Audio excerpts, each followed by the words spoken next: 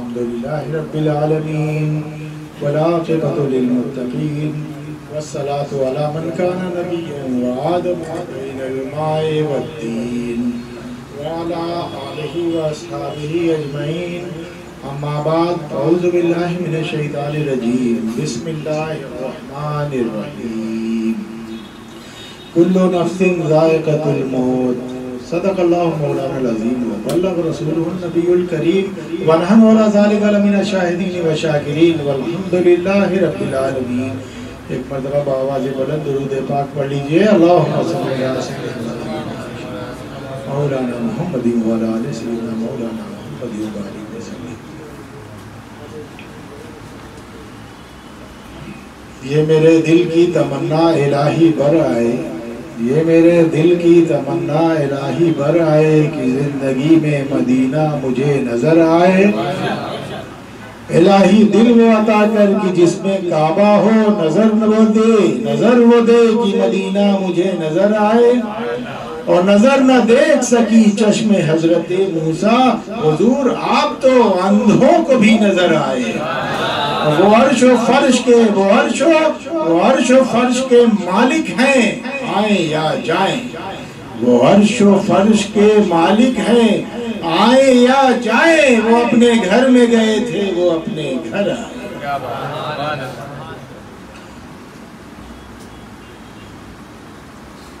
आयत मुक़द्दसा तिलावत की है। कुल्लु नफ्सिन ज़ाइक़तुल मौत, हर नफ्स को मौत का मजा चखना है। हर नफ्स को मौत का मजा चखना है। ये दुनिया मुसाफिर खाना है, एक ना एक दिन सबको जाना है। और हालत मुसाफिरत जितना बोझ कम होता है ना, उतना ही बेहतर हुआ करता है। तो सबको एक दिन जाना है। आमाले सालिहा बंदे के साथ जाएंगे, अल्लाह और उसकी रसूल सल्लल्लाहु अलैहि वसल्लम की मोहब्बत काम आएगी। देखिए, दो इम्तिहान होते हैं। पहला इम्तिहान, इंसान के दो इम्तिहान होते हैं। पहला इम्तिहान कब्र का होता है और दूसरा इम्तिहान हश्र का होता है।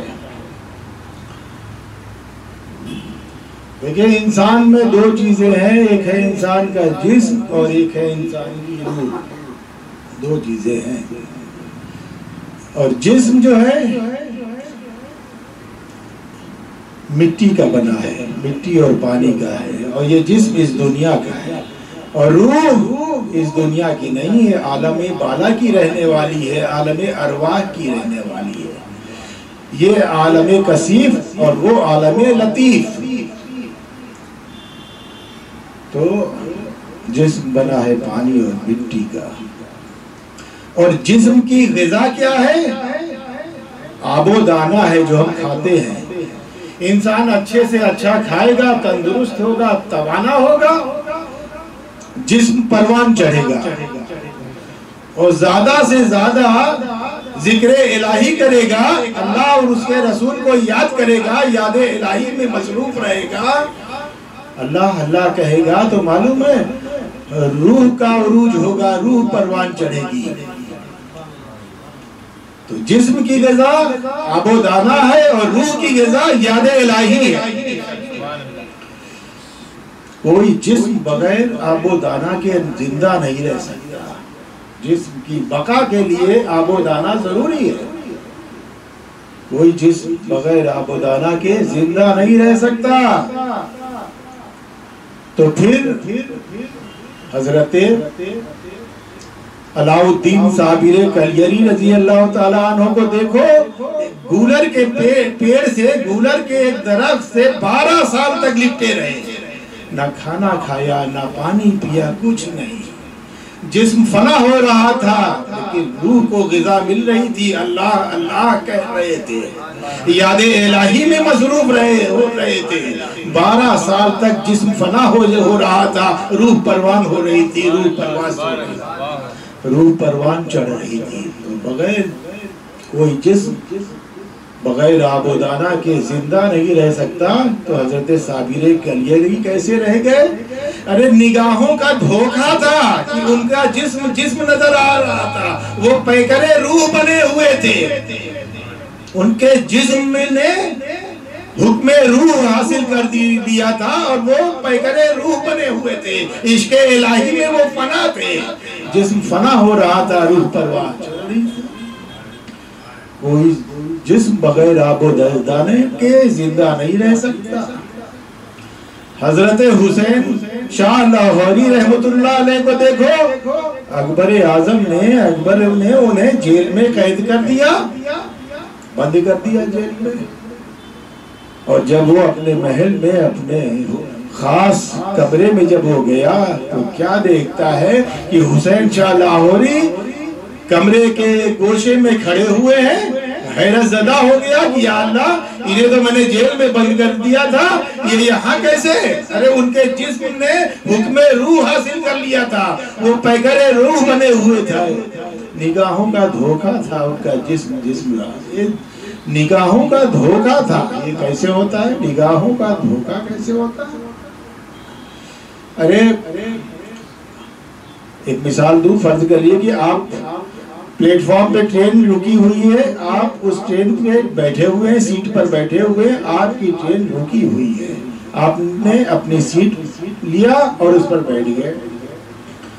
اب بازو سے ایک دوسری ٹرین جا رہی ہے، چلتے ہوئے آپ کی ٹرین رکی ہوئی ہے، بازو سامنے سے ایک دوسری ٹرین بالکل لگ کر کے پاس ہو رہی ہے، تو کیا لگتا ہے؟ ایسا محسوس ہوتا ہے کہ نہیں کہ ہماری ٹرین جا رہی ہے؟ آپ کی ٹرین رکی ہوئی ہے، سامنے والی بازو سے جا رہی ہے، تو ایسا محسوس ہو رہا ہے کہ ہماری ٹرین ہے۔ یہ نگاہوں کا دھوکہ ہے۔ تو اللہ والے اپنے نفس کو مار لیتے ہیں، روح مرا نہیں کرتی، تو جیسے وہ پہلے دستگیری کرتے ہیں ویسے آج بھی کرتے ہیں، جیسے عالم حیات میں اللہ والے دستگیری کرتے ہیں ویسے ہی آج بھی کرتے ہیں، اس لیے کہ جسم مرتا ہے، روح نہیں مرتی۔ تو دیکھیے انسان میں دو چیزیں ہیں، ایک ہے انسان کا جسم اور ایک ہے اس کی روح۔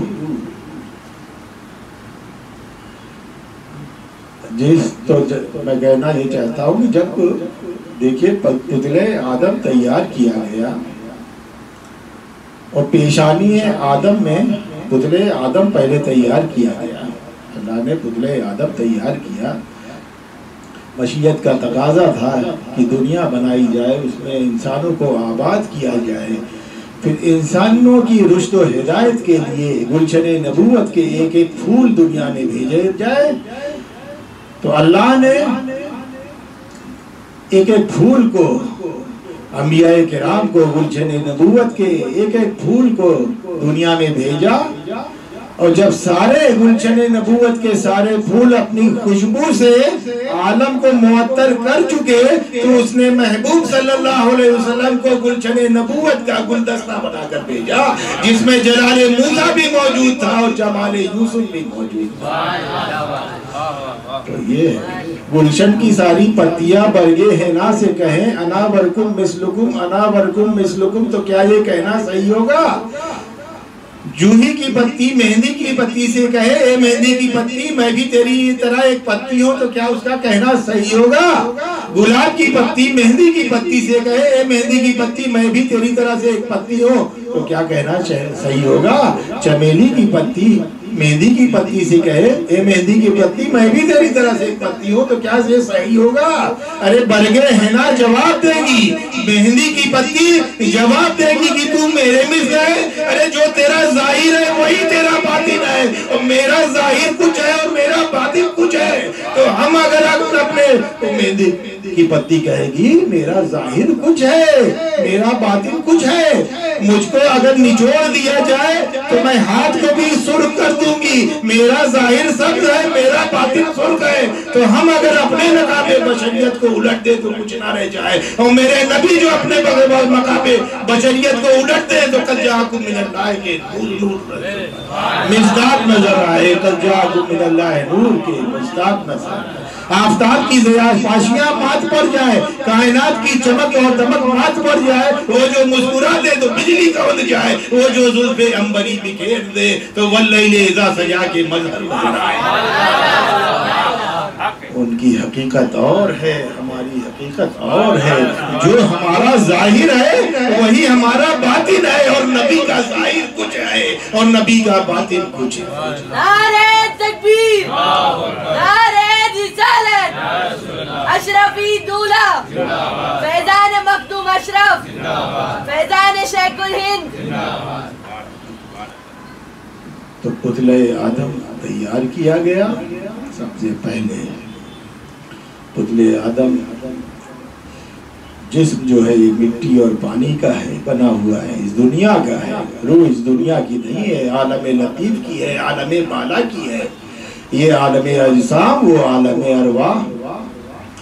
تو سب سے پہلے پتلے آدم تیار کیا گیا، اور معلوم ہے جب روح جناب آدم علیہ السلام کے پتلے آدم میں روح ڈالی جاتی تھی تو روح نکل آیا کرتی تھی، روح نکل آ جائے کہ اے اللہ، یہ مٹی کا بنا ہوا پتلا، یہ عالم کثیف، اور میں عالم ارواح کی رہنے والی، عالم لطیف کی رہنے والی، اور یہ مٹی کا پتلا عالم کثیف، لوگ تو لطیف شے کثیف جگہ کیسے رہ سکتی ہے؟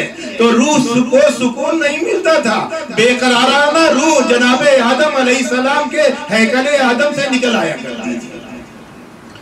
تو پھر پروردگار عالم کا نے پتلے آدم میں، پروردگار عالم نے نور محمد صلی اللہ علیہ وسلم جلوہ گر فرمایا۔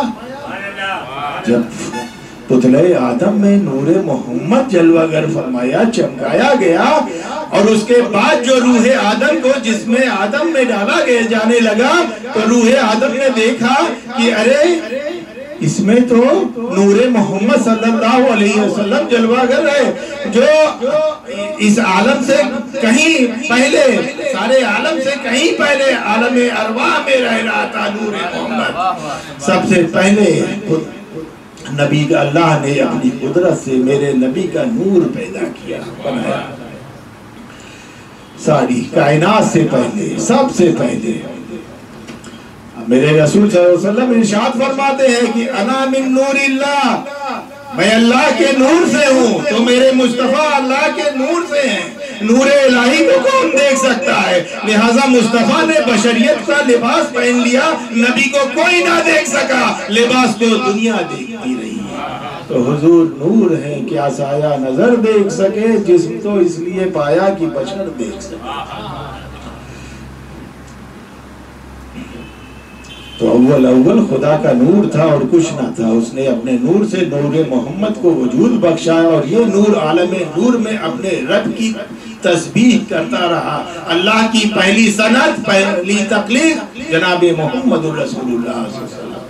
تو جب پیشانی آدم میں نور محمد جگمگایا گیا تو روح آدم نے دیکھا ارے اس پیشانی میں تو نور مصطفیٰ جلوہ گر ہے، تو روح آدم کو جسم آدم میں قرار آ گیا۔ سمجھ گئے؟ اب دیکھیے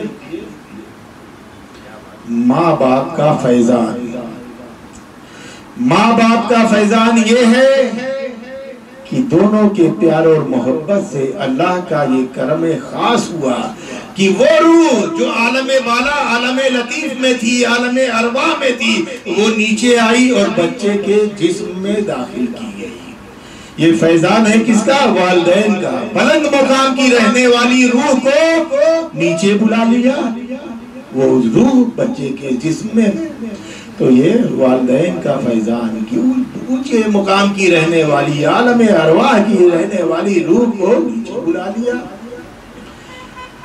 اور جب وہ بچہ بڑا ہوا تو شیخ کی بارگاہ میں گیا، اپنے پیر کی بارگاہ میں گیا، ولی کامل کی بارگاہ میں گیا، تو انہوں نے جب روحانیت کی تعلیم دینا شروع کی، خانقاہ جسے کہتے ہیں، علم ظاہر علم باطن دونوں یہاں تعلیم ملتی رہی اس بچے کو، جب شیخ کی بارگاہ میں آیا، اپنی پیر کی بارگاہ میں وہ بچہ آیا، تو جب انہوں نے روحانیت کی تعلیم دینی شروع کی تو وہ روح جو عالم بالا عالم ارواح سے نیچے آئی تھی، وہ روح پھر عالم بالا کی طرف جانے لگی۔ شیخ کی جب تعلیم ہوئی، پیر کی جب تعلیم ہوئی، ولی کامل صاحب علم پیر کی جب تعلیم شروع ہوئی، شیخ کی تعلیم شروع ہوئی، تو وہ روح جو عالم بالا عالم لطیف سے نیچے آئی تھی پھر اوپر کی طرف عالم ارواح کی طرف جانے لگی، بلندی کی طرف جانے لگی۔ تو اب یہ بتاؤ کہ جو اوپر سے نیچے بلائے وہ افضل یا جو نیچے سے اوپر کو لے جائے وہ افضل؟ جو بلندیوں کی طرف لے جائے وہ افضل۔ جو انسان کے نفس کو مارے اور ختم کرے اور اللہ کی طرف لے جائے وہ افضل، جو بلندیوں کی طرف لے جائے وہ افضل۔ تو اب دیکھو، سارے پیروں کے پیر، سارے شیخوں کے شیخ، سارے اماموں کے امام، سارے رسولوں کے رسول ہمارے رسول صلی اللہ علیہ وسلم ہیں، ہمارے نبی ہیں۔ اب اس تمہید کی روشنی میں اس حدیث کو دیکھو، لا یؤمن احدکم حتی اکون احب الیہ من والدہ وولدہ والناس اجمعین۔ تم میں سے وہ شخص اس وقت تک مومن کامل نہیں ہو سکتا جب تک کہ وہ اپنے والدین اور ساری کائنات سے زیادہ مجھ سے محبت نہ کرتے ہیں، نبی نے ارشاد۔ تو دیکھو یہ بلندی کب ملے گی؟ جب شیخ کی تعلیم ہوگی، پیر کی بارگاہ میں آؤ گے، زانوئے ادب بیٹھو گے، اور ان کے روحانی فیضان سے یہ تعلیم حاصل ہوگی۔ شیخ الہند پیر طریقت کی تعلیم سے آپ کو وہ معرفت حاصل ہوئی ہے اور ہوگی انشاءاللہ تعالی۔ اللہ کی رحمت ہوگی، دنیا بھی آپ سب کی روشن ہوگی اور آخرت بھی روشن ہوگی۔ تو دیکھیے انسان میں دو چیزیں بتایا، ایک ہے انسان کا جسم اور ایک ہے انسان کی روح۔ یہ دنیا جس میں ہم آئے ہیں یہ امتحان کی دنیا ہے، یہ پہچان کرانے کی دنیا ہے۔ اللہ اس کے رسول کی پہچان کرائی جاتی ہے۔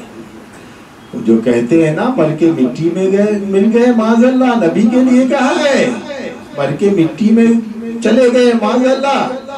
ارے ان نادانوں سے کہو، انہی ہمارے سرکار صلی اللہ علیہ وسلم کی عظمت کو دکھانے کے لیے تو مٹی میں ملے ہوئے جسم مردے کو جلایا جاتا ہے، اور نکیرین سوال کرتے ہیں ما تقول فی شان ھذا الرجل، تم اس مرد خاص کے بارے میں کیا کہتے ہو؟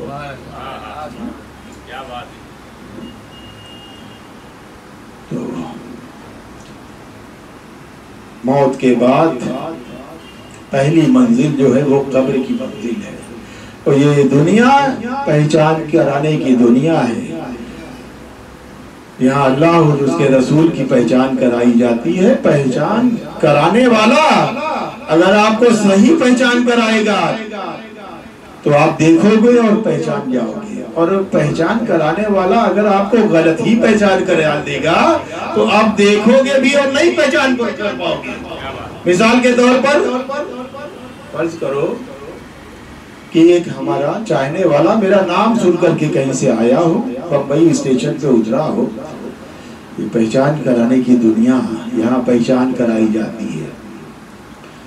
آیا میرا چاہنے والا اسٹیشن پہ اترا، اس کو ہم سے ملنا تھا، ہمارے شخص فرض کر لو کہ میں فرض کر لو وہ سن کر کے نام آیا تھا کہ حضرت سے احمد اشرف صاحب سے ملنا ہے۔ کبھی اس نے مجھے دیکھا نہیں تھا، کبھی چہرہ نہیں دیکھا تھا، مجھ کو پہچانتا نہیں تھا، نام سن کر کے آیا تھا ملنے کے لیے۔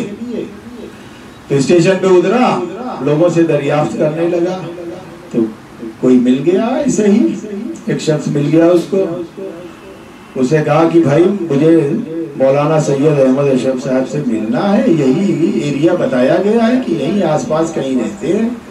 کہا ہاں، اب دیکھو پہچان کرانے والا میری پہچان کیسے کرا رہا ہے۔ کہا ہاں میں ان کو جانتا ہوں۔ اس کو بھی مذاق سوچا یا جو بھی سوچا، اب اس نے غلط پہچان کرانا شروع کیا۔ اس نے کہا ہاں مولانا مولانا احمد اشرف صاحب کو میں نے دیکھا ہے، عبد الوہاب صاحب کا فرض کر لو یہاں کوئی بنگلہ ہو، کہا ان کے گیٹ کے سامنے بالکل بیٹھے ہوئے 4-6 کرسیاں لگی ہوئی ہیں، لوگ بیٹھے ہوئے، وہیں چلے جاؤ سامنے گارڈن کے سامنے ہی فرض کر لو، بتایا کہ وہیں بیٹھے ہوں گے، وہیں پر مل جائیں گے۔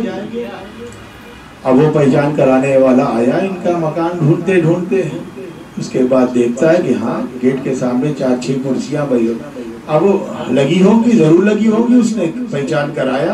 اب وہ کہتا ہے، وہ شخص کہتا ہے بھائی میں کیسے پہچانوں گا یہ بتاؤ، میں پہچانوں گا کبھی میں نے دیکھا نہیں ہے۔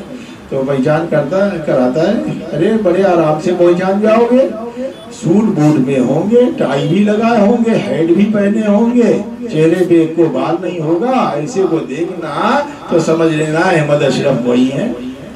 اب بولو وہ آئے گا، عبد الوہاب وغیرہ کے ساتھ میں بیٹھا ہوا ہوں کرسی پہ، دیکھ رہا ہے سامنے کہ لان میں بیٹھے ہیں، بولو پہچان پائے گا؟ دیکھے گا نہیں پہچان پائے گا، کیوں کہ پہچان کرانے والے نے اس کو میری غلط پہچان کرائی ہے، تو دیکھے گا نہیں پہچان پائے گا، نہیں پہچان پائے گا۔ تو دوستو یہ دنیا پہچان کرانے کی دنیا ہے، یہاں اللہ اس کے رسول کی پہچان کرائی جاتی ہے۔ اگر پہچان کرانے والے نے صحیح پہچان کرائی تو آپ دیکھو گے اور پہچان جاؤ گے اور پہلے امتحان میں پاس ہو جاؤ گے۔ یہ قبر کا پہلا امتحان ہوتا ہے، اس میں نہ نماز پوچھی جاتی ہے، نہ روزہ پوچھا جاتا ہے، نہ حج پوچھا جاتا ہے، نہ زکوٰۃ پوچھی جاتی ہے، اس میں صرف عقیدے کی بات پوچھی جاتی ہے۔ 3 سوال ہوتا ہے، چوتھا کوئی نہیں، یعنی یہ پہلا امتحان ہے نا، دوسرا سیکنڈ ایگزام جو ہے وہ حشر کا ہے۔ اب بتاؤ جو اس امتحان میں پاس ہوگا وہی تو اس امتحان میں بیٹھے گا دوسرے امتحان میں حشر میں، اور جو یہی فیل ہو جائے گا تو وہاں بیٹھ پائے گا؟ ارے نہ فرض کرو کوئی اسکول کا طالب علم ہو، وہ 9ویں کلاس میں پڑھتا ہو، 9th میں پڑھتا ہو، فیل ہو گیا ہو، تو بولو اس کو 10th میں بیٹھنے کی کرسی ملے گی؟ 10th کے کلاس روم میں جانے کو اس کو اجازت ملے گی؟ کہا جائے گا تو 9th کا فیلئر ہے، پہلے پاس ہونا تب 10th میں آ کر بیٹھنا، ابھی تیری گنجائش یہاں ہے ہی نہیں۔ تو یہ دنیا پہچان کرانے کی دنیا ہے۔ 3 سوال ہوتے ہیں، من ربک، قبر میں نکیرین 3 سوال کرتے ہیں، من ربک، تمہارا رب کون ہے؟ تو دیکھو نکیرین کا پہلا سوال یہ اس لیے ہوتا ہے کہ یہ دیکھیں کہ یہ مردہ جو ہے یہ خدا کا ماننے والا ہے یا کوئی دہریہ ہے۔ دہریہ جو ہے وہ خدا کے وجود کا انکار کرتا ہے اور کہتا ہے دنیا کا وجود بس ایسے ہی ہو گیا۔ اب میں بتاؤں کہ ایک دہریہ کا واقعہ، کہ ایک دہریہ حضرت رابعہ بصریہ کے پاس آیا۔ حضرت رابعہ بصریہ اللہ کی بہت بڑی ولیہ، آپ جانتے ہو گے، بہت بڑی اللہ کی ولیہ، چرخہ چلایا کرتی تھی، چرخہ چلایا کرتی۔ تو دہریہ آ گیا، اس نے سوال کیا، اے رابعہ، خدا کے وجود کی، اے رابعہ آپ کے پاس دلیل کیا ہے بتائیے؟ حضرت رابعہ نے اس دہریہ کو دیکھا اور کہا، اے دہریہ، اللہ کے وجود کی دلیل یہی میرا چرخہ ہے جسے میں چلا رہی ہوں۔ دہریہ نے کہا، یہ چرخہ اللہ کے وجود کی دلیل میں کیسے مان لوں؟ کہا، یہ دہریہ دیکھ، جب تک میں اس چرخے کو چلاتی ہوں تو یہ چرخہ برابر چلا کرتا ہے، چلتا رہتا ہے، جب تک میں چلاتی ہوں یہ چرخہ برابر چلتا ہے، اور جب میں اس چرخے کا چلانا بند کر دیتی ہوں تو اس کا چلنا بھی بند ہو جاتا ہے۔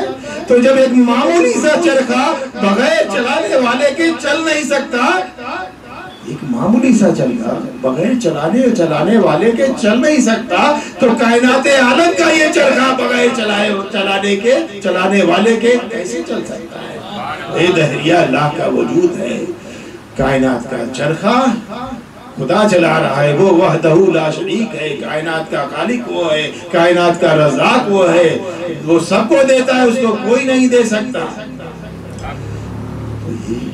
اس نے کہا، اچھا، اے دہریہ مان لیا کہ دنیا کا چرخہ چلانے والا خدا ہے جیسا کہ آپ کہہ رہی ہو، چلو مان لیتے ہیں، لیکن آپ کہہ رہی ہو کہ اللہ ایک ہے، قل هو اللہ احد، خدا دو کیوں نہیں ہو سکتا؟ اس کی یکتائی کی آپ کے پاس اے رابعہ کیا دلیل ہے؟ حضرت رابعہ نے کہا اے دہریے یہی میرا چرخہ خدا کے یکتائی کی بھی اس کے ایک ہونے کی بھی یہی دلیل ہے، یہی میرا چرخہ جسے میں چلا رہی ہوں۔ تو دیکھو لوگ چرخے سے دھاگا نکالتے ہیں، کپڑا بناتے ہیں، یہ ایسی اللہ کی ولیہ اللہ کے وجود کی دلیل اس چرخے سے ثابت کر رہی ہیں، اپنے چرخے سے۔ کہا ایک دہریے اس کے یکتائی خدا کی یکتائی کی دلیل بھی یہی میرا چرخہ ہے جسے میں چلا رہی ہوں۔ کہا کیسے میں مان لوں؟ تو جناب رابعہ نے کہا یہ میرا چرخہ سامنے رکھا ہے، میں چلا رہی ہوں، تو بھی میرے سامنے آ جا اور تو بھی اسی چرخے کو چلا۔ دہریہ بیٹھ گیا۔ اب حضرت رابعہ کا داہنے ہاتھ اس طرف اور اس کا دہریے کا داہنے ہاتھ اس طرف۔ اب جناب رابعہ اپنی طرف چرخے کو کھینچنے کی کوشش کر رہی ہے، دہریہ اپنی طرف کھینچنے کی کوشش کر رہا ہے۔ تھوڑی دیر تک کشمکش ہوئی، کھینچا تانی ہوئی، اس کے بعد جدھر کا جھٹکا زور سے لگا وہ چرخہ ٹوٹ گیا، ریزہ ریگا دھاگا ٹوٹ کر نکل گیا۔ اب وہ دہریہ ٹوٹے ہوئے چرخے کو دیکھ رہا ہے تو جناب رابعہ نے للکارا اے دہریے میری طرف دیکھ، اس ٹوٹے ہوئے چرخے کو کیا دیکھتا ہے؟ جب اس چرخے کو میں اکیلے چلاتی رہی تو یہ چرخہ برابر چلتا رہا، اور جب اس چرخے کے چلانے والے دو ہو گئے تو چرخہ ٹوٹ گیا، دھاگا دھاگا ریزہ ریزہ ہو گیا۔ یوں ہی کائنات عالم کا چرخہ چلانے والا اگر دو ہوتا تو نظام کائنات بھی درہم اور برہم ہو کر رہ جاتا، نہ سورج اپنے وقت پر نکلتا، نہ اپنے وقت پر ڈوبتا، نہ چاند اپنے وقت پر نکلتا، نہ اپنے وقت پر ڈوبتا۔ لیکن ہم دیکھتے ہیں کہ ایک دہریے نظام کائنات میں کوئی تبدیلی نہیں ہے، تو اے دہریے تو جان لے کہ دنیا کا چرخہ چلانے والا اللہ ایک ہے، وہ وحدہ لا شریک ہے، کائنات کا خالق وہ ہے، کائنات کا رزاق وہ جسم اور جسمانیات سے پاک ہے، وہ اکیلا ہے، وہ ایک ہے، اللہ ایک ہے۔ تو نکیرین اسی لیے سوال کرتے ہیں من رب کا، تمہارا رب کون ہے؟ تو مردہ جواب دیتا ہے ربی اللہ، میرا رب اللہ ہے، خدا ہے بھائی۔ لیکن فرشتے پھر سوال کرتے ہیں، اس لیے کہ خدا کو کسی نہ کسی حیثیت سے تمام مذہب کے لوگ مانتے ہیں، عیسائی بھی مانتے ہیں، یہودی بھی مانتے ہیں، ہر فرقے کے لوگ، ہر مذہب کے لوگ اللہ کو کسی نہ کسی طرح سے مانتے ہیں۔ ان کا بھی عقیدہ ہے کہ اللہ ایک ہے، دنیا کا چرخہ چلانے والا خدا ہے، ہر مذہب کے لوگ۔ اب دوسرا سوال کہ ٹھیک ہے تو خدا کا ماننے والا ہے، ابھی معلوم ہوگا مادینوں کا تمہارا دین کیا ہے، کس مذہب کی ہو، کیا ہے، کون ہو؟ تو مردہ کہتا ہے دین اسلام، میں مسلمان ہوں۔ اس نے بتا دیا۔ اب سوال کی کوئی گنجائش نہیں تھی کہ یہ خدا کا ماننے والا ہے، خدا کی یکتائی اور وحدانیت کا اقرار کر رہا ہے، اور یہ اپنے آپ کو مسلمان بھی کہتا ہے۔ لیکن نکیرین کہتے ہیں نہیں، اتنا ہی نہیں ہے، مسلمان اپنے کو بہت سے لوگ کہتے ہیں۔ ارے بھائی تبلیغی بھی اپنے کو مسلمان کہتا ہے، تمام تبلیغی بھی کہتا ہے، جماعتی بھی کہتا ہے، دیوبندی بھی کہتا ہے، اہل حدیث بھی کہتا ہے۔ نبی نے فرمایا ہے قرب قیامت میری امت میں 73 فرقے ہوں گے، ایک فرقہ جنتی ہوگا، باقی سب جہنمی ہوں گے۔ تمام فرقے والے کلمہ پڑھیں گے، اپنے کو مسلمان کہتے ہیں۔ بھائی معلوم نہیں کون سا تو مسلمان ہے، نبی کا وفادار مسلمان ہے یا رسول پاک کا غدار مسلمان ہے؟ کون مسلمان ہے؟ ابھی پتہ چل جائے گا۔ یہی آخری سوال ہے اور یہی جان ہے اور یہی ایمان ہے۔ تو فرشتے سوال کرتے ہیں ما تقول فی شان ھذا الرجل، تم اس مرد خاص کے بارے میں کیا کہتے ہو؟ نبی کا چہرہ نورانی مردے کے سامنے آ جاتا ہے، میرے رسول صلی اللہ علیہ وسلم کا۔ دیکھو جو ہستی میں کہتا ہوں زمین کے سینکڑوں من مٹی کے نیچے آ جائے، میرے نبی کا چہرہ نورانی، وہ ہستی زمین کے اوپر سے آنا تو بڑا آسان ہوتا ہے نا، نیچے تو بڑی مشکل ہوتی ہے۔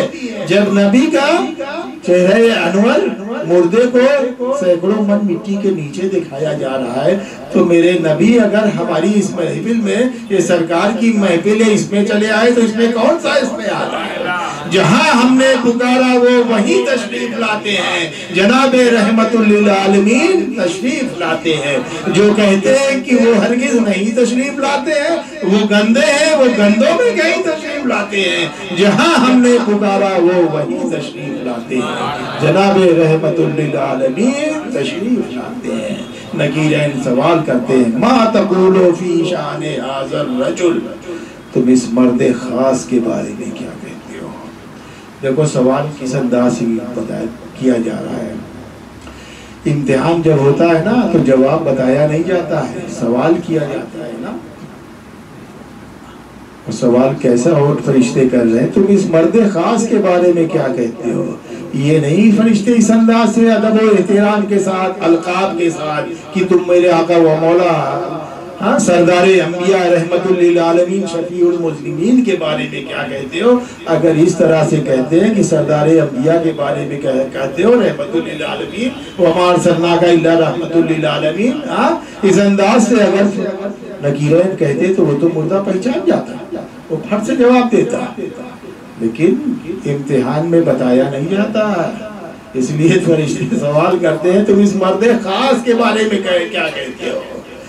تو دیکھو دیکھے گا اور نہیں پہچانے گا، نبی کا چہرہ انور دکھائے گا، نورانی چہرہ سرکار کا سامنے آئے گا، دیکھے گا نہ پہچانے گا۔ حدیث کے الفاظ ہیں کہ پکار کر کہے گا ہاں ہاں لا ادری لا ادری لا ادری، افسوس افسوس کہ میں نہیں جانتا یہ کون ہے یہ کون ہے یہ کون ہے، امتحان میں فیل ہو گیا۔ تو یہ امتحان کی دنیا ہے، پہچان کرانے کی دنیا ہے، یہاں اللہ اس کے محبوب کی پہچان کرائی جاتی ہے۔ پہچان کرانے والے نے اسے غلط، میرے نبی کی غلط پہچان کرائی، اسے دنیا میں یہ سمجھایا گیا ہے کہ محمد مصطفیٰ صلی اللہ علیہ وسلم کسی چیز کے مالک و مختار نہیں ہیں، معاذ اللہ، وہ مدینے کی چار دیواری میں محدود ہیں، گنبد خضرا میں محدود ہیں، وہ یہاں نہیں آ سکتے، مدینے سے ہندوستان بمبئی بہت دور ہے، وہ نہیں آ سکتے۔ پہچان کرانے والے انہیں غلط پہچان کرائی نبی کی، تو دیکھے گا نہیں پہچانے، کہے گا لا ادری لا ادری لا ادری، افسوس افسوس کہ میں نہیں جانتا کون ہے کون ہے، امتحان میں فیل ہو گیا۔ تو اپنے سینے کو نبی کی محبت کا مدینہ بناؤ، اور قبر میں اگر نبی کا وفادار ہوگا، عاشق رسول ہوگا، اللہ کا ولی ہوگا، آپ کے پیر طریقت ہوں گے، مخدوم ثانی ہوں گے، مخدوم پاک ہوں گے، یا اولیاء اللہ ہوں گے، نکیرین جب سوال کریں گے تو وہ کہیں گے اے فرشتوں تم ان کے بارے میں کہتے ہو؟ ارے انہی کی عظمت کا پھریرا تو میں دنیا میں لہراتا رہا، میں نے اپنے علماء سے سنا تھا کہ قبر میں دیدار مصطفیٰ ہوتا ہے، تو دعائیں کرتا تھا اے اللہ مجھے موت دے دے تاکہ میں قبر میں جا کر اپنے آقا و مولا محمد الرسول اللہ کی زیارت کر لوں، یہ میرے آقا و مولا محمد الرسول اللہ ہے۔ تب فرشتے کہتے ہیں نم کنومت العروس، سو جاؤ جیسے دلہن سوتی ہے، اب تو تمہیں تمہارا پیارا ہی جھٹائے گا۔ تو ان کے یوم وصال، یوم وفات، یوم عرس دلہن بننے کا دن ہے، لہذا ان کی تاریخ وصال کو عرس کہا جاتا ہے۔ تو اب یہی وقت زیادہ ہوتا ہے، انشاءاللہ پھر اس موضوع پہ اور تقریر بیان کریں گے۔ وآخر دعوانا الحمدللہ۔